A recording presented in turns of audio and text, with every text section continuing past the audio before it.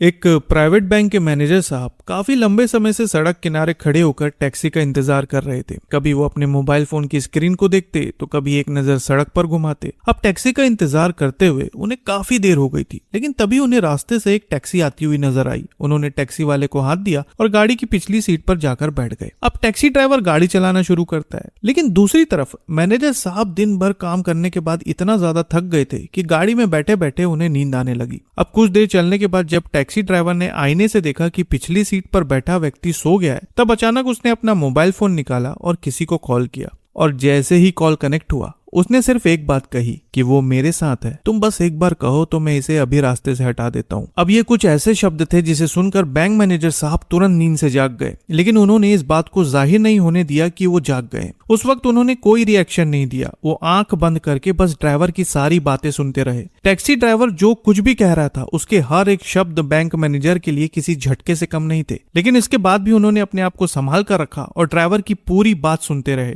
इसके बाद bank manager साहब ने जो किया, शायद इस वजह से राजस्थान का ये मामला आज समाचारों में है। खबरों की माने तो ये पूरा मामला शुरू होता है राजस्थान के अलवर से। बात साल 2018 की है, जब यहाँ की रहने वाली अर्चना अरोड़ा की शादी अर्नव खत्री से होती है। अर्नव असल में एक प्राइवेट बैंक में मैनेजर थे और उनकी अच्छी खासी स्टेबल जॉब थी। देखा जाए तो उनकी शादी बड़ी धूमधाम से हुई थी और फिर शादी के बाद बढ़िया तरीके से उनकी शादीशुदा जिंदगी चलने लगी। फिर समय बीता और उनके 2 बच्चे हुए। लेकिन इस बीच होता यह है कि बैंक मैनेजर अर्नव की पोस्टिंग जयपुर में हो जाती है। अब नौकरी थी तो उन्हें जाना ही था, इसलिए वो जयपुर में शिफ्ट हो जाते। लेकिन दूसरी तरफ उनकी पत्नी अर्चना अलवर में ही रहकर घर की देखभाल करने लगती है। फिर धीरे धीरे समय गुजरता है और अब होता ये था कि जब भी अर्चना को अपने पति से मिलने की इच्छा होती तो वो अलवर से टैक्सी बुक करके अर्नव से मिलने जयपुर चली जाती थी। कुछ दिन दोनों वहां पर रहते, घूमते फिरते और फिर अर्चना वापस चली आती और ये आने जाने का सिलसिला काफी लंबे समय तक चलता रहा। लेकिन यहीं से कहानी पूरी तरह से करवट लेती है। अब वह ये कि जयपुर जाने के लिए अर्चना जिस टैक्सी को बुक किया करती थी, उस टैक्सी का ड्राइवर था ऋषभ शर्मा। अब होता यह है कि बार बार अर्चना उसी की टैक्सी को बुक किया करती थी और इसी वजह से सफर के दौरान दोनों के बीच बातचीत शुरू हो गई। अब शुरुआत में तो ये एक कस्टमर और ड्राइवर के बीच की बात थी, लेकिन धीरे धीरे अब ये बातचीत लंबी होने लगी। कुछ समय बाद दोनों ने एक दूसरे के प्राइवेट नंबर शेयर किए और यहीं से फिर कॉल्स और मैसेज का सिलसिला शुरू हो गया और आखिरकार वो हुआ जो नहीं होना चाहिए था। धीरे धीरे अर्चना और ऋषभ दोनों एक दूसरे से प्यार करने लगे और कुछ ही समय के अंदर दोनों एक दूसरे के बेहद करीब आ गए। लेकिन अभी तक अर्नव इस बारे में कुछ भी नहीं जानता था। वो जयपुर में रहकर सिर्फ अपनी नौकरी कर रहा था ताकि वो अपने परिवार को अच्छी तरह से सपोर्ट कर सके। लेकिन दूसरी तरफ अर्चना एक अलग ही दुनिया में मस्त थी। अब हुआ ये कि इन दोनों की मुलाकातें बढ़ती रही, ये दोनों करीब आते गए और फिर एक ऐसा वक्त आया जब दोनों ने एक साथ रहने का फैसला कर लिया। अब दोनों ने ये फैसला तो ले लिया था, लेकिन ये लोग अच्छी तरह से जानते थे कि अर्नव के रहते ये पॉसिबल ही नहीं है और यहीं से एक ऐसी प्लानिंग शुरू हुई जो किसी के भी होश उड़ा सकती है। अब हुआ ये कि एक दिन संयोग कहें या कुछ और,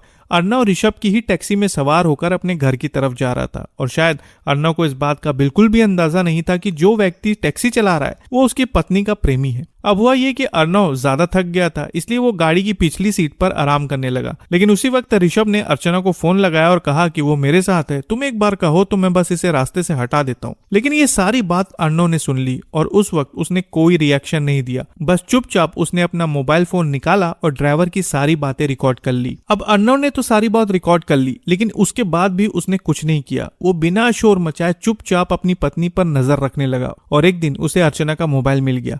उसने अर्चना के मोबाइल की अच्छी तरह से जांच की, एक एक मैसेज और एक एक कॉल पर उसने गौर किया और आखिरकार उसका शक यकीन में बदल गया। आखिरकार जब अर्नव ने सारे सबूत इकट्ठा कर लिए तब उसने अर्चना से इस बारे में बात की, लेकिन यहाँ पर मामला सुलझने की बजाय और ज्यादा उलझता चला गया। रिश्तों में दरार आ चुकी थी और अब बात तलाक तक पहुंच गई। लेकिन मामला यहीं पर खत्म नहीं हुआ। एक दिन अर्चना ने अपने पति अर्नव से 50 लाख रुपए की डिमांड कर दी और ये बात सुनकर अर्नव हैरान रह गया। अर्चना ने कहा कि अगर मुझसे सारे रिश्ते नाते तोड़ना चाहते हो तो तुम मुझे 50 लाख रुपए दे दो, मैं चुपचाप अलग हो जाऊंगी। लेकिन अर्नव ने अपनी पत्नी की इस मांग को सिरे से खारिज कर दिया और यही से हालात और ज्यादा बिगड़ते चले गए। कुछ दिन बाद अर्चना ने एक ऐसा कदम उठाया जिसने पूरे परिवार को हिलाकर रख दिया। एक दिन अर्चना ने अपना बोरिया बिस्तर उठाया और अपने प्रेमी ऋषभ के साथ फरार हो गई। इसके बाद ये मामला पुलिस तक पहुंच गया। अब इसके बाद अर्नव ने मार्च 2026 में इसकी शिकायत दर्ज करवाई। पुलिस ने इस पूरे मामले के पहलू को समझा और केस दर्ज किया और केस दर्ज होते ही जांच शुरू हो गई। लेकिन अर्चना और ऋषभ दोनों गायब थे। ना उनका कोई सुराग मिल रहा था और ना ही उनका कुछ पता चल रहा था। पुलिस लगातार उनकी तलाश करती रही, लेकिन आखिरकार जब अर्चना और उसके प्रेमी ऋषभ को लगा कि अब भागने का कोई फायदा नहीं है, वो एक न एक दिन पकड़े ही जाएंगे, तब अचानक वो एक दिन अलवर के एसपी ऑफिस पहुंचे, जहां दोनों को गिरफ्तार कर लिया गया। इस मामले में इन दोनों ने मिलकर अर्णव को रास्ते से हटाने की प्लानिंग कर रखी थी और सबूत था वो वॉइस रिकॉर्डिंग जो अर्णव ने टैक्सी में रिकॉर्ड कर लिया था। और देखा जाए तो इसी रिकॉर्डिंग की वजह से आज अर्चना और उसका प्रेमी ऋषभ दोनों सलाखों के पीछे हैं। साथियों, आपने कहावत जरूर सुनी होगी कि जाको राके साइयां मार सके न कोई,